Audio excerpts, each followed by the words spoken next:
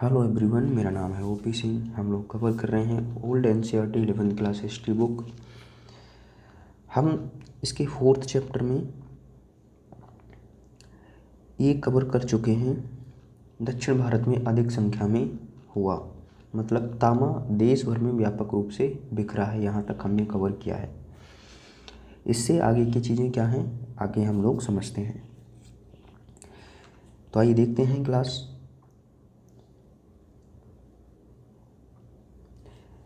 तांबे की परम समृद्ध खानें छोटा नागपुर के पठार में, विशेषकर सिंहभूम जिले में पाई जाती हैं।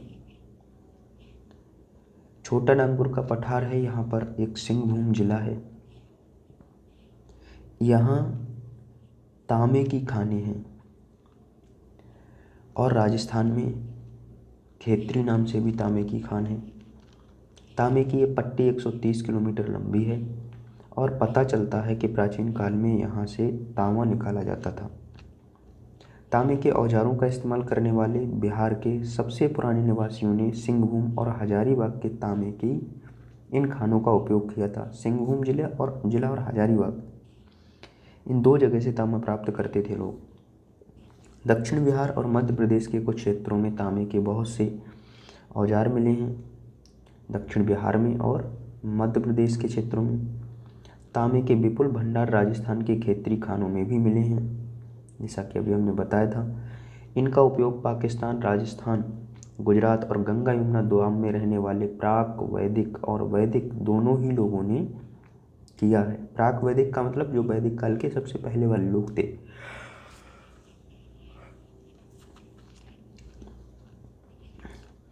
और वैदिक का मतलब उसके बाद, प्राक वैदिक के बाद के काल वाले लोग। खेतरी इलाके में तांबे के बहुत से सेल्ट, आदिम कुल्हाड़े पाए गए हैं। सेल्ट का मतलब क्या है, कुल्हाड़ी।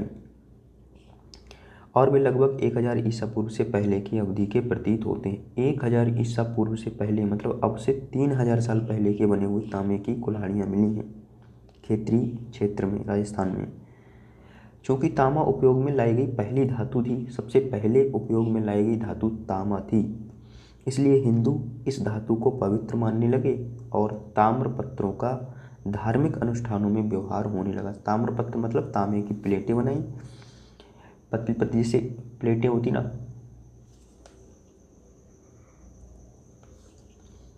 पतली वर्गाकार या फिर हम कहें कि आयताकार प्लेटें बनाई और उन पर इन्होंने लिखने का काम किया, जैसे कि जो अभिलेख कहलाए, ताम्रपत्र अभिलेख, पांडुलिपियाँ लिखी। क्योंकि तांबा उपयोग में लाई गई पहली धातु थी, इसलिए हिंदू इस धातु को पवित्र मानने लगे और ताम्रपत्रों का धार्मिक अनुष्ठानों में व्यवहार करने लगे। आज हमारे देश में टिन का उत्पादन नहीं होता है। वर्तमान में हमारे देश में टिन का उत्पादन नहीं होता है। प्राचीन काल में भी ये धातु कम ही उपलब्ध थी। प्राचीन काल में भी टिन हमारे देश में कम पाई जाती थी और आज तो उत्पादन नहीं होता इसका। कुछ साक्ष्य मिलते हैं कि ये धातु राजस्थान और बिहार में पाई जाती थी, परंतु अब इसके भंडार समाप्त हैं। क्योंकि तांबे और टिन को मिलाने से ही कांसा बनता है। तांबा और टिन को मिलाने से बनता है कांसा, इसलिए हमें प्रागैतिहासिक काल की कांस्य वस्तुएं अधिक नहीं मिलती। क्यों नहीं मिलती? क्योंकि टिन की दिक्कत थी। तांबा तो था लेकिन टिन की दिक्कत थी, तो टिन और तांबा दोनों मिला करके ही कांसा बनता है, कांसे के बर्तन। हड़प्पा संस्कृति के लोग संभवतः राजस्थान से कुछ टिन प्राप्त करते थे, परंतु वे टिन का आयात मुख्यतः अफगानिस्तान से करते थे और वह भी सीमित मात्रा में ही। सबसे पहली जो सभ्यता मानी जाती है हमारे यहाँ, वो हड़प्पा सभ्यता मानी जाती है, पंजाब वाले क्षेत्र में, जहाँ पर आर्य लोग बाद में आए थे।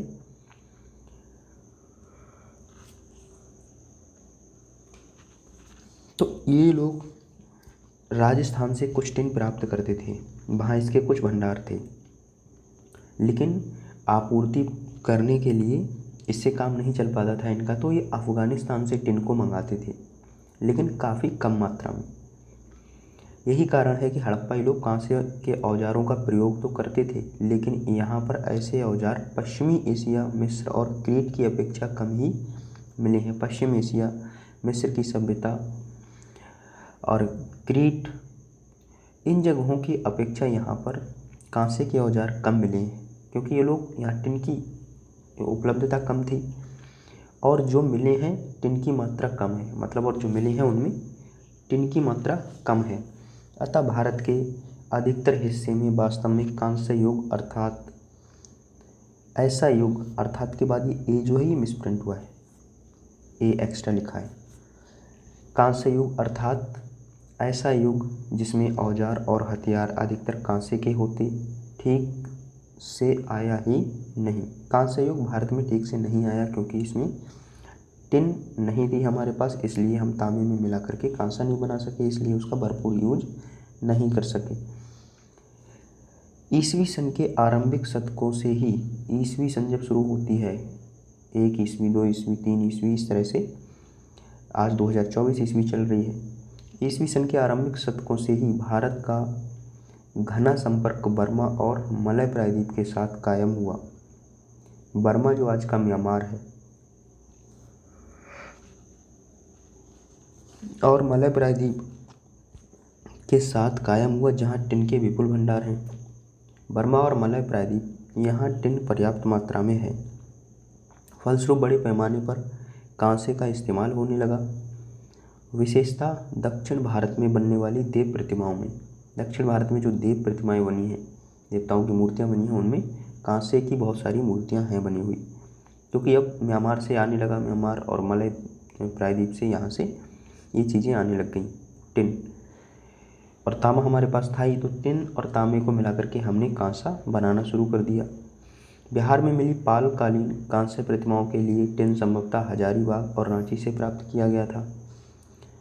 बिहार में पाल वंश जब था तो उस समय की बनी हुई कांसे की प्रतिमाएं मिली हैं। कांसे की प्रतिमाओं के लिए टिन कहाँ से मंगाया गया था? हजारीबाग डिस्ट्रिक्ट से और रांची से, क्योंकि हजारीबाग में पिछली सदी के मध्यकाल तक टिन के अयस्क को गलाने का काम होता था। पिछली सदी मतलब 20वीं सदी के मध्य तक, इसका मतलब 1950 के आसपास तक यहाँ पर तांबा जो था उसको गलाने का काम किया जाता था। उस समय से ये परंपरा चली आ रही थी। भारत लौह अयस्क में समृद्ध रहा है। भारत में लोहा पर्याप्त मात्रा में है। ये मुख्यतः दक्षिण बिहार, पूर्वी मध्य प्रदेश का पूर्वी हिस्सा, बिहार का दक्षिणी हिस्सा और कर्नाटक में पाया जाता है पर्याप्त मात्रा में। एक बार अयस्क गलाने की विधि, धौकनी का इस्तेमाल, मतलब इस्पात बनाने की कला सीख लेने पर, इस्पात बनाने की कला सीख लेने पर युद्ध के काम में लोहे का प्रयोग करना संभव हो गया। लोहे को मतलब अयस्क को गलाने की विधि इन्होंने सीख ली और उससे इस्पात बनाने की विधि सीख ली। फिर युद्ध के लिए हथियार बनाने के लिए लोहे का प्रयोग तेजी से शुरू हुआ, परंतु लोहा इससे कहीं अधिक उपयोगी सिद्ध हुआ जंगल को साफ करने और गहरी और नियमित खेती करने में।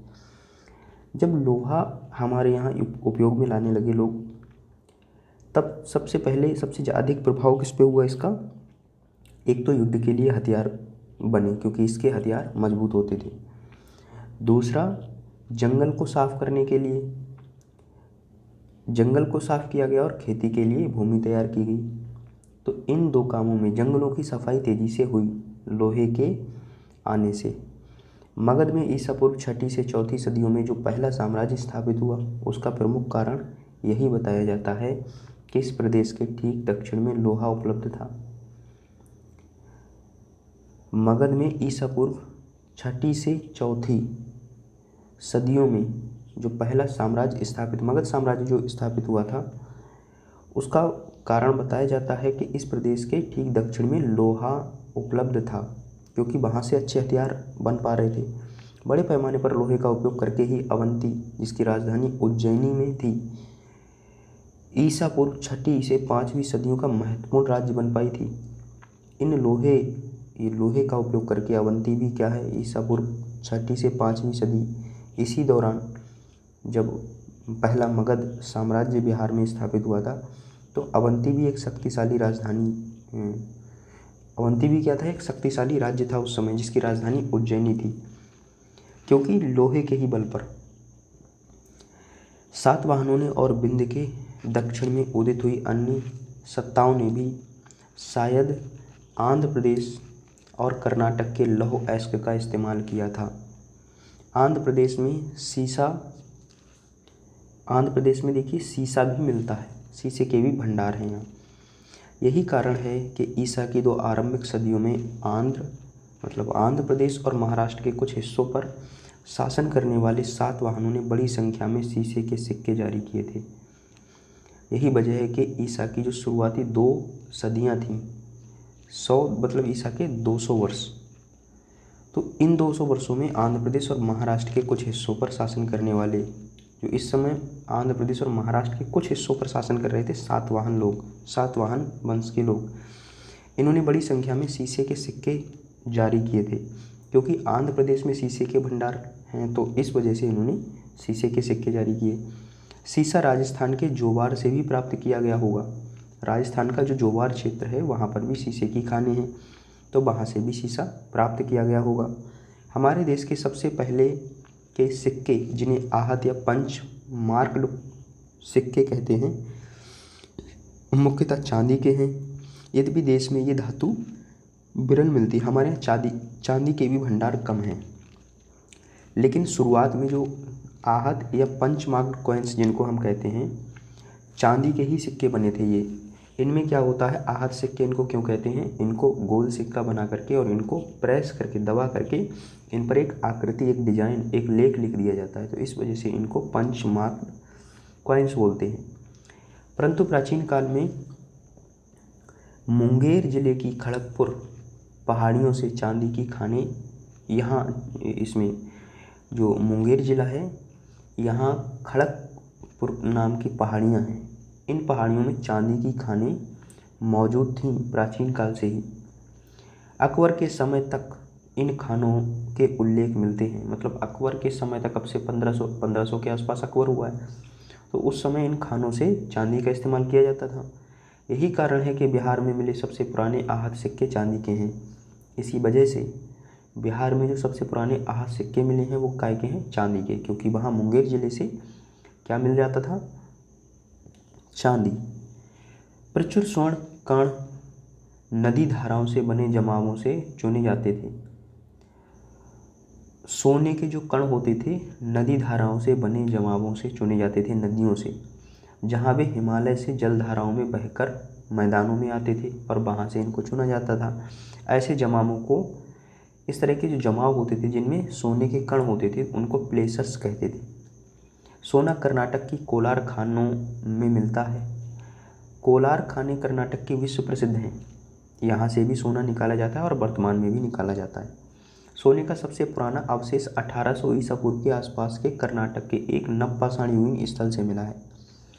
सोने का जो सबसे पुराना अवशेष मिला है अब तक, वो 1800 ईसा पूर्व का है, और ये कर्नाटक के आसपास जो नवपाषाण काल की बस्तियाँ थीं, नवपाषाण युगीन बस्तियों से मिला है।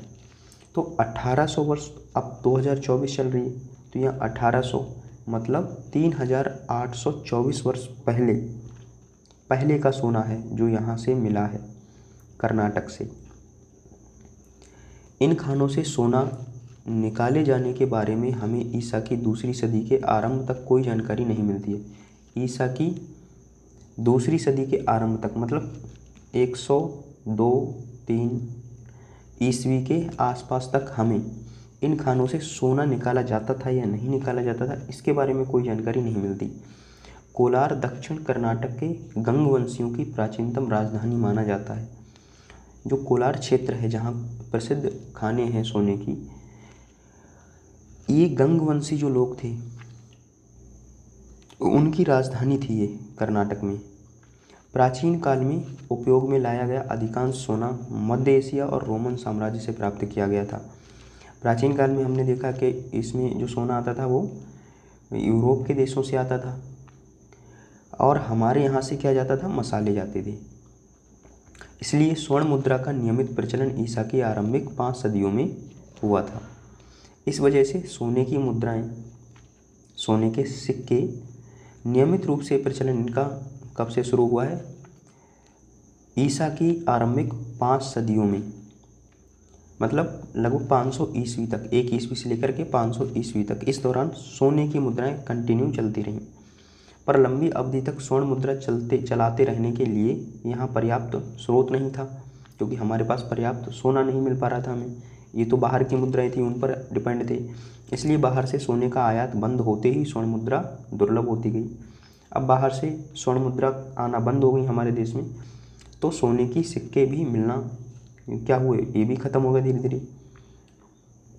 प्राचीन भारत में विशेषता, अब इसको हम देखते हैं कि इसमें क्या गायब हो रहा है।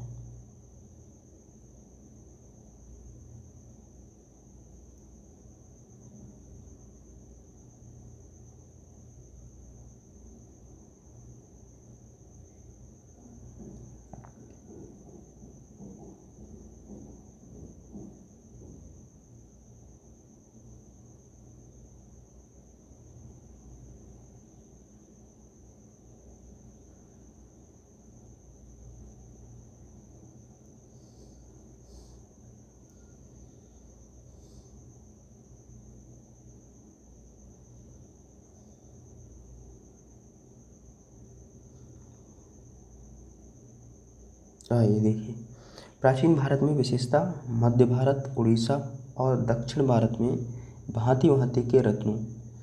प्राचीन भारत में हम अगर बात करें तो मध्य भारत का हिस्सा, उड़ीसा का हिस्सा और दक्षिण भारत का हिस्सा, यहाँ पर तरह तरह के रत्नों और मोतियों का भी उत्पादन होता था। रत्न और मोती, ईसा की आरंभिक सदियों में रोमन लोग भारत की जिन व्यापार वस्तुओं के लिए लालायित रहते थे, उनमें रत्नों का प्रमुख स्थान था। तो रत्नों का भी व्यापार होता था प्राचीन काल में रोम देश से और अन्य देशों से भी। ये चैप्टर हमारा 4 था। हमने देखा कि भौगोलिक ढांचा किस तरह का है और क्या क्या चीज़ें हमारे देश में महत्वपूर्ण रही हैं। तांबा कहाँ से मिल रहा है, कांसा का क्या रोल है, टिन है या नहीं हमारे देश में, लोहे का क्या रोल हुआ, जंगलों को कैसे साफ़ किया गया, व्यापार हमारा किस किस देश से किस तरह से रहा। तो प्राचीन भारत की कुछ इम्पोर्टेंट चीज़ें थी जिनको हमने देखा। अब नेक्स्ट हमारा जो है वो है चैप्टर 5, प्रस्तर युग, आदिम मानव, मतलब शुरुआती मनुष्य। यहाँ से हम लोग सारी चीज़ें कवर करेंगे कि जो हमारा अब पाषाण काल है वो क्या है, फिर पूरा पाषाण काल, मध्य पाषाण, नव पाषाण काल, ये सब क्या हैं, और कांस्य युग क्या है, कांस्य युगीन सभ्यता किसे कहते हैं,